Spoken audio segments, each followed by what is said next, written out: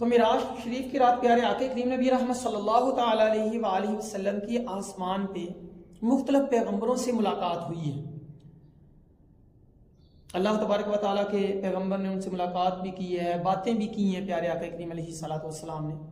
तो उमूमन लोगों को जो तरतीब याद नहीं रहती कि किन से पहले आसमान पे दूसरे पे किस तरतीब से मुलाकात हुई है। तो हज़रत शेखुल हदीस व तफसीर मौलाना काजी शम्सुद्दीन साहब रहमतुल्लाहि ताला अलैह ने बड़ी खूबसूरत एक तरतीब बनाई है याद रखने के लिए। फरमाते हैं कि ये लफ्ज़ याद रख लो, आयाहुमा, तो ये तरतीब खुद ब खुद याद हो जाएगी। आयाहुमा, अलिफ से हजरत आदम अलैहिस्सलाम, आइन से हजरत ईसा अलैहिस्सलाम, या से हजरत यूसुफ अलैहिस्सलाम, फिर अलिफ से हजरत इदरीस अलैहिस्सलाम, फिर हा से हजरत हारून अलैहिस्सलाम, मीम से हजरत मूसा अलैहिस्सलाम और फिर अलिफ से हजरत इब्राहीम अलैहिस्सलातु वस्सलाम।